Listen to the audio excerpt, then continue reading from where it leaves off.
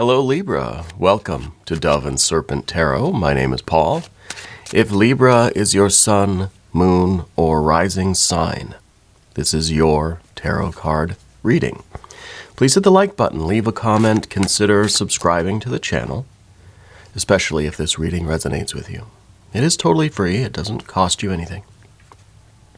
If there's anything you would like me to pray over, or meditate upon, or send positive energy toward, please let me know. Now, this is going to be a general reading, so try to be open and receptive to whatever may come through during our time together. I am merely the messenger. And I ask you to connect directly with each of these cards and use your own intuition to take you beyond the details that I might provide. And remember, Libra, that the most important part of any tarot reading is you. And a 3 of Wands. This card is all about virtue. This is about your integrity. Okay, this is about your principles. Okay, we need to put this into some context. These 3 wands are those things in life, those beliefs, those values, opinions, those frames of reference, the belief system with which we identify. Okay, so it kind of is a reflection of you, and it's really an analysis. When we see the 3, it's an analysis of our own character. It's us being able to look at ourselves and look at our behavior and see if what we're doing right now, or what we're contemplating doing, or the kind of impulse that we have, the decision that we want to make, to see if it really is a true and accurate reflection of who we are. Yeah. Let's put this into some context. Let's see what's going on here. Let's see what decision we are looking to make. Well, now we go straight to a 10 of Wands. Interesting. Hanged Man. We've got a 7 of Pentacles. We've got a Tower. And we've got a 9 of Swords.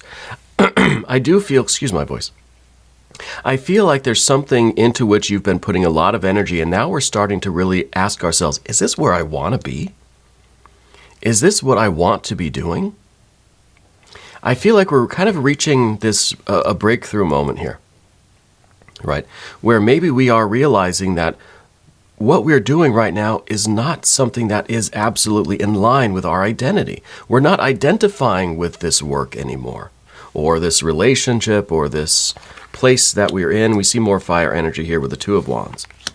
An 8 of Swords. The Magician. And the very watery depths of the Queen of Cups. Now, the Queen of Cups and the Hanged Man are very significant because this is really the soul searching. This is being emotionally transparent with yourself. This is radically accepting what you discover in the depths of yourself. And if you're not vibing with your situation anymore, if it's something isn't working for you, then it kind of is your responsibility to change it. And we have the 3, the 2 and the 3 of Wands. It's within your power to change your circumstances. You don't have to feel as if you are kind of bound and hoodwinked and stuck, imprisoned in this thing. Okay? Now, I don't know exactly what this is. It might be a relationship, it might be a business, it might be just an environment generally. 7 of Pentacles. It's not really producing the results that you thought it was. Okay? Or that you thought it should be. So this isn't necessarily that you've been blindsided. I don't think that you've been deceived or anything, but you're realizing that this is just not, it's not producing what you wanted it to, what you needed it to. Okay? It doesn't mean that there's anything particularly wrong with these 7 Pentacles. And it might indeed be something that you really do love. You have a strong connection with it, but it's just not right for you anymore. Yeah. And I think this is a real breakthrough, that we can love something, cherish something, value something, but then still realize that it's not where I am the most successful. This is not where I need to be in order to stay true to myself and to really feel like I'm living my values and principles, living my integrity, living a virtuous life, right? What does that actually mean anyway? So there's nothing inherently wrong with these 7 pentacles, but it is a major breakthrough to realize that this isn't the soil, this isn't the environment wherein we can grow to our full potential. Okay, there's part of you that kind of sees this breakthrough as a bit of a curse, because now it's like, now we've got to actually do something about it. And that's going to lead to maybe conflicts. It's going to lead to a lot of this, an exertion of energy. We've got a 10 of Wands, a 9 of Swords, 8 of Swords. It's a lot of energy that's kind of reaching the culmination, right? And whereas what we have here is we have a 3 and a 2. So it's like we're trying to initiate this new path in life that brings us closer to what we feel is right for us, what's meant for us. And in order to do that, we have to be willing to conclude something, right? And the 10 of Wands here right in the middle, I feel like this is what you've been applying yourself to. I feel like you've really devoted, it's not through a lack of trying, right? But with all of this effort that you've been putting into something, it's still not working for you. Maybe it's time to switch gears. Maybe this is a creative project or a business that you were trying to start, and you've put all this effort into it. It's not giving you the results that you want. Sometimes it's okay to say, that didn't work. Let me start something else. Let me take everything that I've learned here. Because again, there's no bad blood here. There's no animosity. But there is breakthrough. There is realization that maybe my efforts aren't being fully utilized here. That I need to move on to other things in order to fully take advantage of the energy and the skills and the vitality, the creativity that you possess. Okay, so there's nothing, again, I'm emphasizing this, there's nothing wrong with this environment, but this environment is not where you are shining the brightest. Okay, and I think that's the realization that we're coming to right now, and that's kind of a tower moment. And it might really be that it might kind of take you all of a sudden where you realize, hey, wait a minute, that's why this isn't working. This is just not, it's not my path. This is not the environment that is allowing you to shine the brightest. So we've got that tower experience. Let's select the mystery card, bonus card, confirmation card. This is a random card from the Smith-Waite Tarot. We're going to set it down over here. We're going to put our very own Kelly Kapoor right there on top. And we're not going to look at that card until the very end, but it will tie everything together and it will give us the confirmation that we need at the end of the reading. All right. If at any point during the reading you feel like you know what that card is or you have a hunch, I want you to put your prediction down in the comments. We can do it together. We can make it a group exercise of intuition. Okay, let's look around at the major arcana. 1, 2, 3. We have the Tower, the Hanged Man, and the Magician.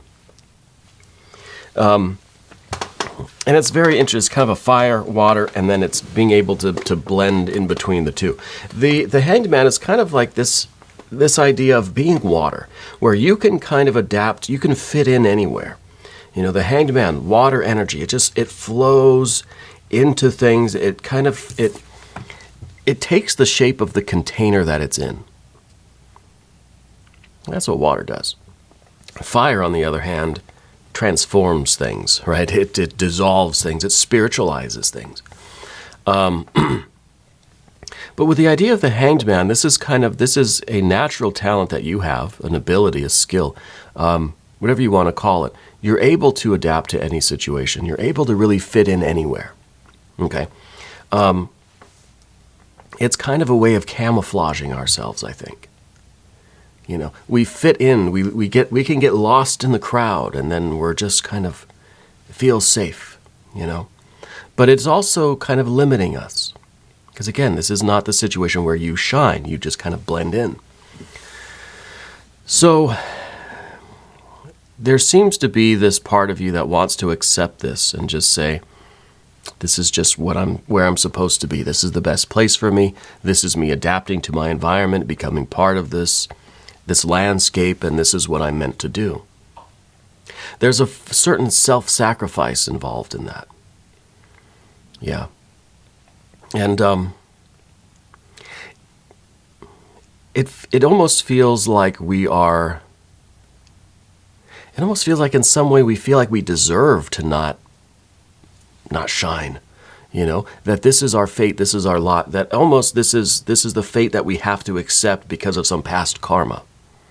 And I don't really buy into that. Okay?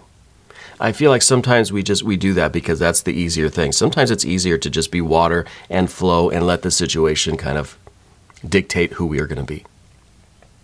We are being molded by the environment, right? Rather than molding the environment to be what we need, right? Rather than the environment being a reflection of us, we are becoming a reflection of the environment. Okay, I mean, it's two sides of the same coin. It is a two-way street. The tower energy is quite different than that. It is us able to see the truth and realizing that we have a voice that is unique. We have a voice that is unlike anyone else's voice. Your spirit, your soul, your creativity is absolutely unique and individual. And it demands expression, right? So I feel like you're not going to be happy until you really find the right way to let your voice out. Not by letting yourself be molded by the environment, but then also not demanding really that the environment change to be more like what you want, right?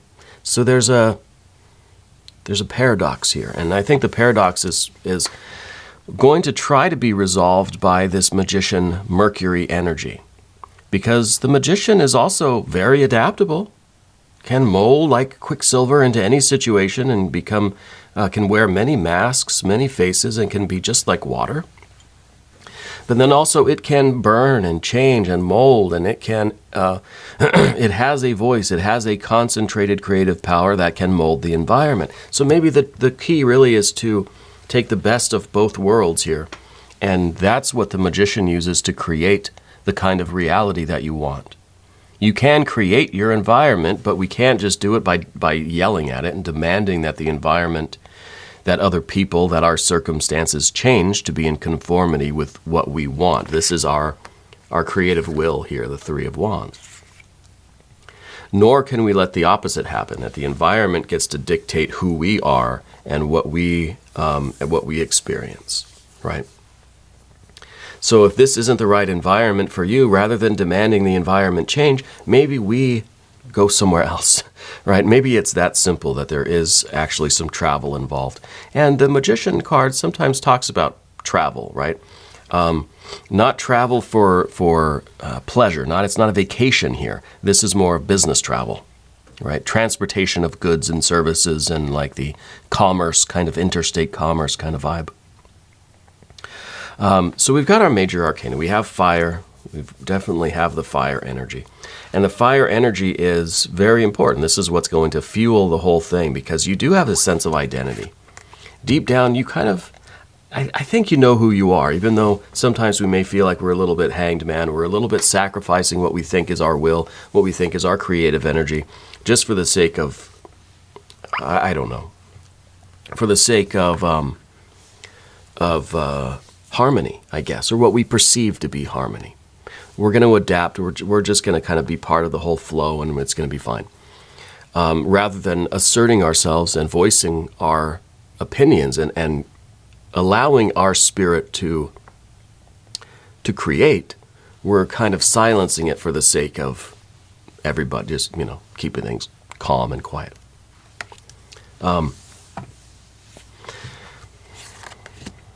The Ten of Wands is that type of effort that will serve you better in a different environment. With this level of commitment, this level of exertion, this is you giving your all to something. But it's not your something, right? So this is a commitment to something that I think is that environment that's molding you, right? That is dictating your shape and configuration. So think about how this energy can be better applied somewhere else, in a different environment that can be in more true harmony, true identity with who you are, spiritually, internally, right? There's a lot of commitment in this card. You're a hard-working soul here, right? But what are you working for? Who are you working for? Yeah. The way forward here is not easy because we've got that Nine of Swords. This is a difficult thing, and it's kind of almost inevitable that someone's going to get their feelings hurt. Okay? And I hate to be the bearer of that kind of bad news. It's very blunt, right? The Nine of Swords, it's actually pretty sharp, but the message is blunt.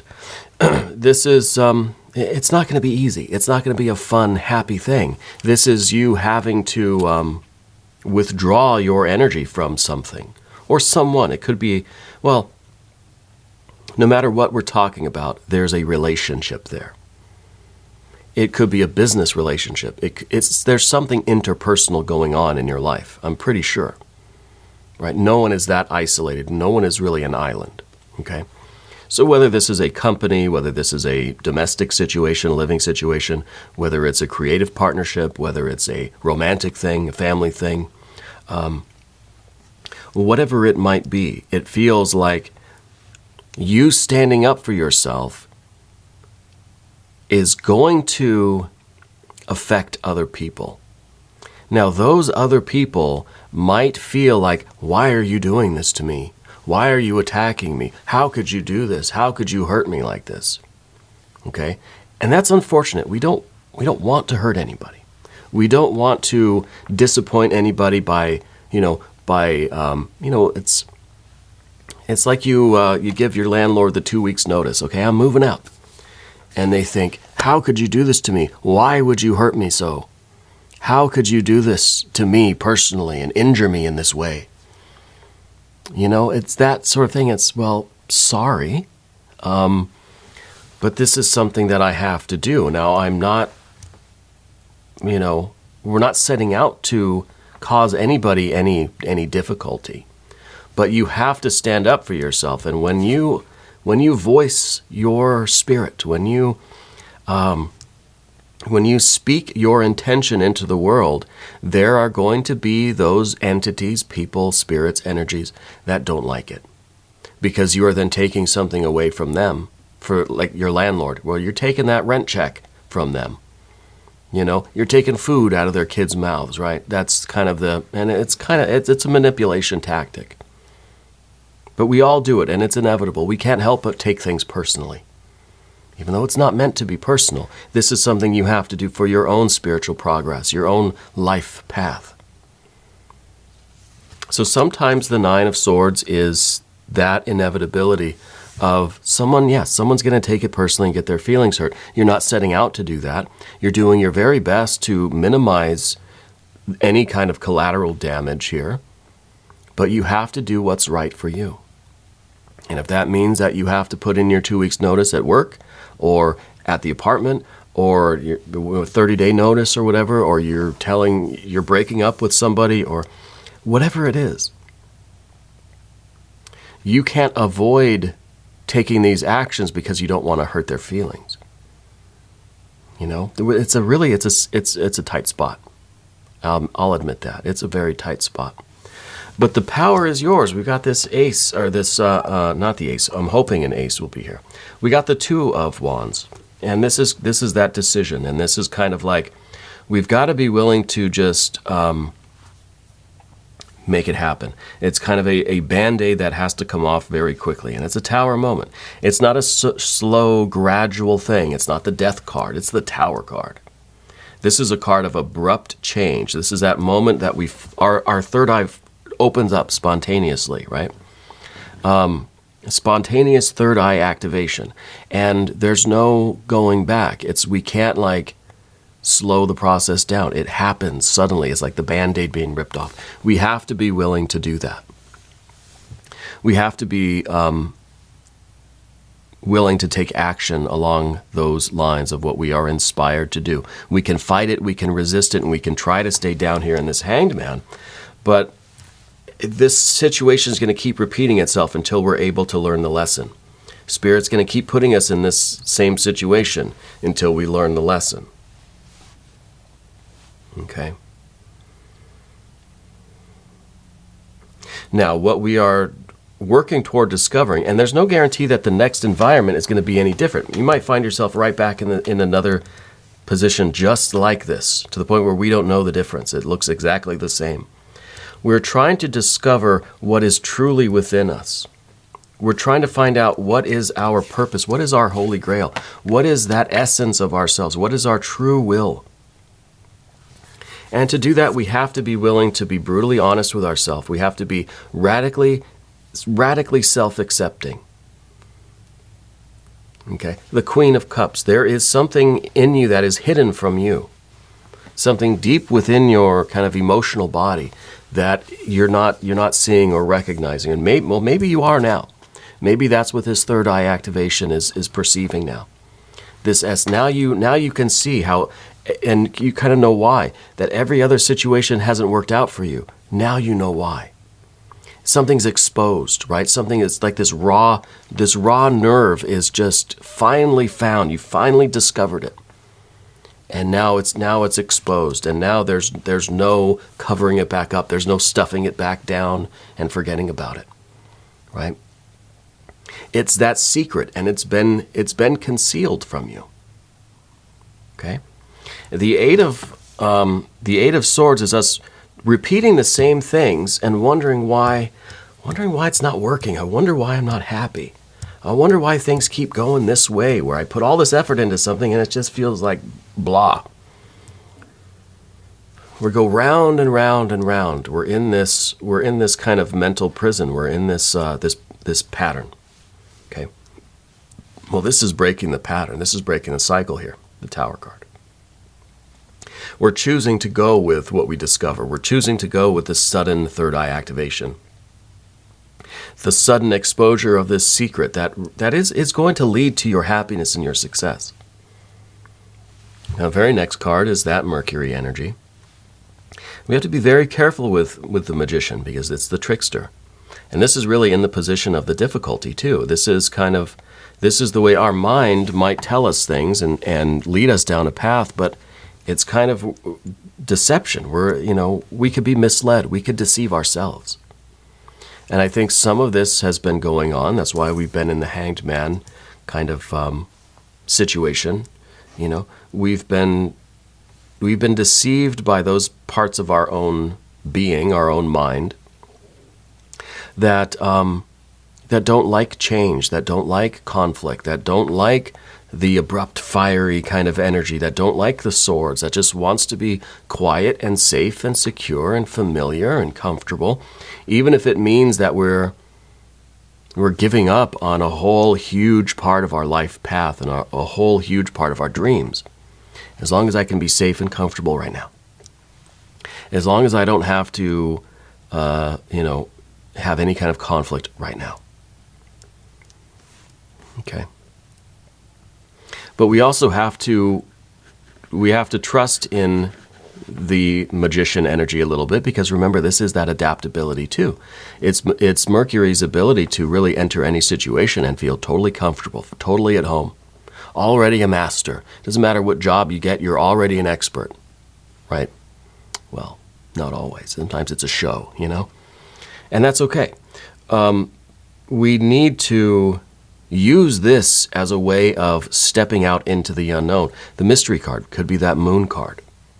It could be that eon card. Stepping into the unknown, stepping a foot forward into the new era of our lives. We have to have the confidence that no matter what's waiting for us in the future, we can adapt, we can acclimate, and we can be okay. We can thrive. Right? There's no guarantees of what it's going to be like. But we know what we get if we stay in the same cycle. We get the failure to launch. We get these seeds that don't grow. Despite all of our efforts, the seeds don't grow. Well, let's keep pushing forward into new, unknown terrain until we find the right kind of soil. Let's look at the mystery card. Let's see what Kelly has been hiding. I'm I'm expecting some pentacles. I want to see some earth energy here, some materialization, other than a 7, obviously, of pentacles. I want to see a 9, a 10 of pentacles. I want to see a 6 of any kind. I want to see, well, I think maybe we'll get the moon card, the death card, or the eon card. If you have a prediction, I know that's a lot of guesses, right? I got to be right on one of those. If you have a prediction, put it down in the comments. Let's see. Oh, the High Priestess. It is the moon. This is the full moon. This is Spirit giving you a flashlight and saying, look into the future there. Tell me what you see. What do you see? What do you see behind the High Priestess? Well, it looks like those pomegranates. Looks like that Empress card back there, right? That Empress energy. That paradise, that land of milk and honey, that real, true happiness. Spirit's giving you a little glimpse. Usually the moon, we'll get the moon card. It represents the new moon. Spirit saying, your future's that way, through that dark tunnel. And you're like, well, wait, I can't see what's in there. What is it? I don't know. You got to go and find out. You're getting a little bit of a break here. Spirit's showing you a little glimpse. Spirit's just saying, look down there. I'm going to shine the flashlight just for 1 second. Just one look. You better be watching. And you're getting that glimpse. Yes, that flash of Empress energy, future, paradise, euphoria, right? The utopia.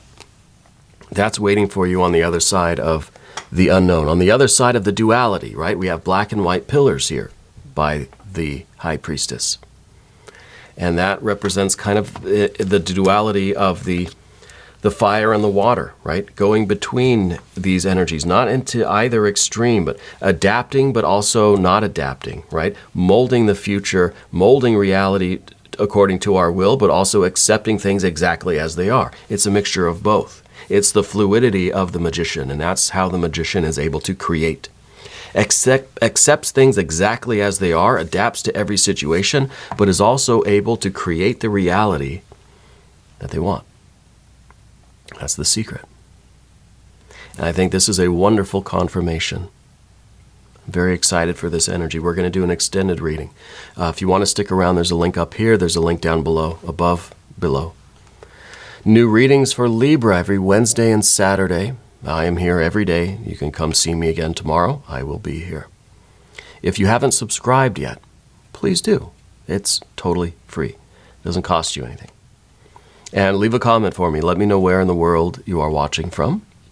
Also, go check out my wife's channel. She does tea leaf readings. She's over at Ula Tea Leaf Readings, ULA Tea Leaf Readings. Marvelous work. You'll find it to be a wonderful complement to the work that we're doing here. Okay. I want you to know, Libra, that you are the most important part of Dove and Serpent Tarot. I thank you and I love you, and we're all in this together.